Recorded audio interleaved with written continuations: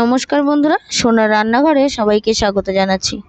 আজকে আমি জন্মাষ্টমী স্পেশাল কি রেসিপি বানিয়েছিলাম সেটাই তোমাদের সাথে শেয়ার করব। আমি জন্মাষ্টমীতে বানিয়ে নিয়েছিলাম তালের বড়া, তালের মালপোয়া, তালের লুচি, তালের ক্ষীর এবং রাবড়ি। এই কটা রেসিপি আমি তোমাদের সাথে শেয়ার করব, শুধু রাবড়িটা করতে পারবো না। আজকে তাহলে শুরু করছি আজকের রেসিপিটি। আর এই আজকের রেসিপিটি তোমাদের যদি ভালো লেগে থাকে অবশ্যই কিন্তু লাইক কমেন্ট করো। আর যদি আমার চ্যানেলকে সাবস্ক্রাইব না করে থাকো তাহলে অবশ্যই চ্যানেলকে সাবস্ক্রাইব করে সঙ্গে থেকো। তাহলে শুরু করছি আজকের রেসিপিগুলি। প্রথমেই দেখো আমি একটা বড় তাল নিয়ে নিয়েছি। আর জন্মাষ্টমীতে তালের বড়া করতে তো নারকেলের দরকার হয়, ওই জন্য আমি নারকেলও একটা নিয়ে নিয়েছি। একটা বড় সাইজের তাল দিয়েই আমি সবগুলো রেসিপি তৈরি করব। এটা অনেকটাই বড় তাল, ওই জন্য একটা তালেই আমার সবগুলো তৈরি করা হয়ে গেছে। প্রথমে এই তালটাকে আমি ভালো করে ছাড়িয়ে নিচ্ছি। তালটাকে এইভাবে ছালটা ছাড়িয়ে নিতে হবে গোটা অবস্থাতেই। আগে থেকে ভেঙে দিলে তাহলে একটু ছালটা ছাড়াতে অসুবিধা হয়। আর তালটা যত পাকা হয় তালটা খেতেও ততটা মিষ্টি হয়, আর তালের আঁশগুলো ভালো করেই ছেড়ে যায়। এই তালটা কিন্তু খুব সুন্দর ছিল, নরম একদম। আর এই তালটার আঁশগুলো একদম সুন্দরভাবে ছাড়ানো গেছে। এবার তালের আটিগুলো তিনটে ছাড়িয়ে নিলাম। তারপরে গামলার মধ্যে একটু জল দিয়ে এগুলোকে একটু ভিজিয়ে রাখতে হবে। মোটামুটি আধ ঘন্টা থেকে 1 ঘন্টা একটু ভিজিয়ে রাখলে ভালো হয়। প্রথমে অল্প অল্প জল দিলাম, তারপরে হাত দিয়ে ভালো করে একটু নরম করে দিলাম আটিগুলো, যাতে আটিগুলোর ভেতরে একটু জলটা ঢুকে যায়। এরপরে এইভাবে জল দিয়েই ভিজিয়ে রাখবো। এরপরে আরেকটু পরিমাণে জল দিয়ে এটা আমি ভিজিয়ে রাখবো। এবার অন্যদিকে নারকেলটা আমি কুড়িয়ে নেব। নারকেলটা আমি একটা গোটা নারকেল নিয়ে নিয়েছি। এটাও নারকেলটা বেশ বড়ই ছিল, ওই জন্য একটা নারকেলেই সব হয়ে গেছে। এবার নারকেলটা আমি আস্তে আস্তে কুড়িয়ে নেব পুরোটা। এবারে নারকেলটা কোড়ানো হয়ে গেলে তারপরে তালটা আমি আস্তে আস্তে গুলে নেব। নারকেলটা কোড়ানো হয়ে গেছে, এবারে তালটাকে আমি ভালো করে গুলে নেব। তালটাকে প্রথমে আমি হাত দিয়ে ভালো করে চটকে চটকে নরম করে নেব একটু। তারপরে এই পাল্পটাকে একটা ঝাঁঝরি থালার মধ্যে ভালো করে ঘষে পাল্পটাকে বের করে নেব। আগেকার দিনে যখন আমার ঠাকুমা ছিল তখন আমরা দেখেছি, মাকেও দেখেছি যে ঝুড়ির উল্টো পিঠে তালটাকে ঘষে ঘষে তার পাল্পটা বার করতো। কিন্তু এখন আমার কাছে ঝুড়ি ছিল না, তাই আমি ঝাঁঝরি থালার মধ্যেই তালটাকে ঘষে ঘষে তার পাল্পটাকে বের করে নিয়েছি। প্রথমে সবগুলো তাল এইভাবে ঘষে ঘষে পাল্পটাকে বের করে নেব। একবার ঘষে নেওয়ার পর আবারও কিন্তু একটু জল দিয়ে ভালো করে চটকে নিয়ে আবারও পাল্পটাকে বের করতে হবে, তাহলে একদম সুন্দরভাবে পুরোটাই বেরিয়ে যাবে। এরপরে আমি ছাঁকনি দিয়ে ভালো করে ছেঁকে নিতে হবে, তাহলে আর ভেতরে কোনো আঁশ থাকবে না। এইভাবে ছাঁকনি দিয়ে ছেঁকে নিলে তালের ভেতরে কোনো আঁশ থাকে না, আর তাহলে খাওয়ার সময়ও কোনো আঁশ মুখে পড়ে না। তালের বড়া করার জন্য এবং মালপোয়া করার জন্য তালটাকে আমার গোলানো হয়ে গেছে। এবার ভালো করে তালটাকেও ছাকাও হয়ে গেছে। এবারে আসল শুরু করব রেসিপিগুলো। প্রথমে তালের বড়ার জন্য আমি ব্যাটারটা মেখে রেখে দেবো। প্রথমে নিয়ে নিলাম 1 কাপ সুজি, আর দিয়ে দিয়েছি 2 কাপ মতন চিনি, আর 10-12টা পাকা কলা। এবারে সেগুলোকে ভালো করে হাত দিয়ে মেখে নেব। একদম চটকে চটকে মেখে নেব, যাতে কলাগুলো সুন্দরভাবে গলে যায়। কলাগুলো এবং চিনি আর সুজি ভালো করে মেখে নিতে হবে। এরপরে একদম নরম হয়ে গেলে তারপরে তার মধ্যে দিয়ে দেবো নারকেল। নারকেলটা দিয়েও আবারও ভালো করে হাত দিয়ে মেখে নেব। এখানে আমি অর্ধেকটা নারকেল দিয়ে দিয়েছি। এবারে ভালো করে মেখে নেওয়ার পর দিয়ে দেবো এর মধ্যে পরিমাণ মতন চাল গুঁড়ো। আমি চাল গুঁড়োটাই বেশি দিয়েছি তালের বড়াতে। তালের বড়াতে চাল গুঁড়োটা বেশি দিলে খেতে কিন্তু খুব ভালো লাগে। আমি 2-3 বাটি মতন চাল গুঁড়োটা দিয়েছি। চাল গুঁড়োটা দিয়ে আর দিয়ে দেবো 1 কাপ মতন ময়দা। এবারে সবগুলো ভালো করে দিয়ে আবারও হাত দিয়ে একটু মেখে নেব। আর সামান্য একটু নুন আমি দিয়েছি।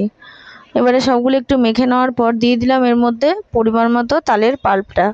এবারে পুরো মাখাটাই আমার তালের পাল্প দিয়েই মেখে নেব, একটুও জল আমি এর মধ্যে ব্যবহার করব না। তালের পাল্পটা দিয়ে এবারে ভালো করে হাত দিয়ে মেখে নিতে হবে। কিছুটা মেখে নেওয়ার পর আবারও যদি তালের পাল্পের প্রয়োজন হয় আবারও কিছুটা তালের পাল্প দিয়ে নিতে হবে। এরপরে তালের পাল্পটা দিয়ে পুরোটা মেখে কিছুক্ষণের জন্য ঢাকা দিয়ে রাখতে হবে। মোটামুটি 1-2 ঘন্টা ঢাকা দিয়ে রাখলে ভালো হয়, তাহলে চিনিটা সুন্দরভাবে গলে যায় আর একটু এটা মজেও যাবে। একটু মজে গেলে তালের বড়াগুলো কিন্তু খুব সুন্দরভাবে ফুলবে। বেশ কিছুক্ষণ এবার একটু নরম করে মেখে নিলাম, এরপর ঢাকা দিয়ে আমি অনেকক্ষণ রেখে দেবো। অন্যদিকে আমি মালপোয়ার জন্য ব্যাটারটা তৈরি করে নেব। তার জন্য দিয়ে দিয়েছি 3টে কলা, কিছুটা পরিমাণে নারকেল আর হাফ কাপ মতন সুজি আর চাল গুঁড়ো, আর দিয়ে দিলাম পরিমাণ মতন একটু চিনি। তারপরে ভালো করে এগুলো সব মেখে নিচ্ছি। এরপরে সামান্য একটু নুন দিয়ে দিলাম, তারপরে কলাগুলোকে ভালো করে হাত দিয়ে চটকে মেখে নেব। তারপরে এর মধ্যে দিয়ে দেবো আমি অল্প একটুখানি ময়দা, একদমই অল্প ময়দা দেব। এবারে দিয়ে দিলাম তালের পাল্প। তালের পাল্পটা দিয়ে এবারে হাত দিয়ে ভালো করে সব পরিমাণ আটা ময়দাগুলো ভালো করে মেখে নেব। তারপরে দুধ দিয়ে এই ব্যাটারটা তৈরি করে নেব। মালপোয়াতে কিন্তু দুধটা ব্যবহার করতেই হয়, নাহলে মালপোয়ার সেই ভালো টেস্টটা আসে না। একদম ঘন ব্যাটারটা তৈরি হবে, তাহলে মালপোয়াগুলো খেতে খুব ভালো হবে। দেখো এরকম ঘনই তৈরি করব, কারণ এটা কিছুক্ষণ রেখে দিলে আবারও পাতলা হয়ে যাবে। তারপর কড়াইতে তেলটা গরম করতে আমি বসিয়ে দিচ্ছি। তেল গরম হয়ে গেলে একটা বাটির মধ্যে তালের বড়ার মিশ্রণ কিছুটা আমি তুলে দিলাম, তাহলে এটা দিতে খুব সুবিধা হবে। তারপরে প্রথমে একটুখানি ব্যাটার দিয়ে দেখে নিলাম যে তেলটা গরম হয়েছে কিনা। ফুলে উঠছে, তার মানে তেলটা গরম হয়ে গেছে। এবারে অল্প অল্প করে তালের বড়াগুলো দিয়ে দিচ্ছি আমি, একদম ছোট ছোটই দেব, তাহলে এটা তেলে যখন ফুলে উঠবে তখন অনেকটাই বড় হয়ে যাবে। এবার সবগুলো বড়া আমার দেওয়া হয়ে গেছে। এবারে একদম আঁচ কিন্তু কমে রাখতে হবে, তাহলে বড়াগুলো একদম পুড়ে যাবে। এবারে ছান্তার সাহায্যে আস্তে আস্তে বড়াগুলোকে নেড়ে চেড়ে ভেজে নিতে হবে। একদিক হয়ে গেলে আরেকদিক উল্টে নামিয়ে দিতে হবে। এবারে দেখো বড়াগুলো একদম দুদিক থেকে সুন্দর লালচে করে ভাজা হয়ে গেছে। এবারে সব বড়াগুলোই আমি ভালো করে তেলটা ছেঁকে তুলে নিচ্ছি। তালের বড়াগুলো তুলে নেওয়ার পর এবার আমি মালপোয়াটা অল্প অল্প করে করতে থাকবো।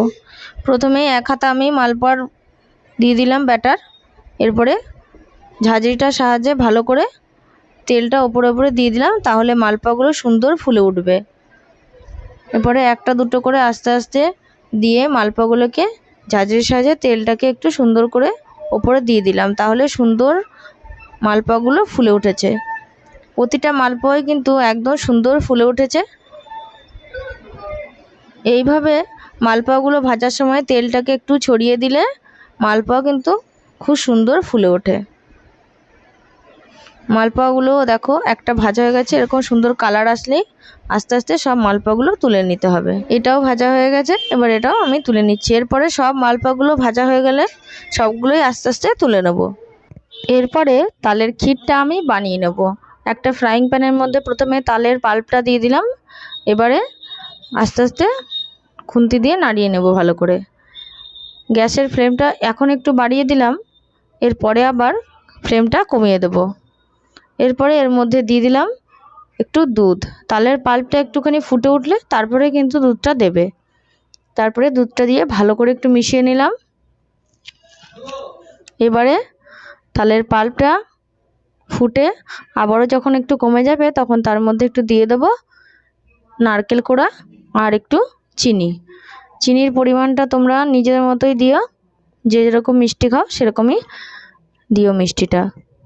এবারে আস্তে আস্তে এটাকে ফুটতে দিতে হবে যতক্ষণ না একদম টেনে যায়। একদম তালের ক্ষীরটা ফুটে যখন একদম কম হয়ে যাবে তখন এটাকে নামিয়ে নিতে হবে। দেখো এটার ফোটাটা দেখতে পরেই বোঝা যাবে যে এটা হয়ে গেছে। একদম বড় বড় ফুট আসবে যখন, তখনই বুঝতে হবে যে তালের ক্ষীরটা বানানো হয়ে গেছে।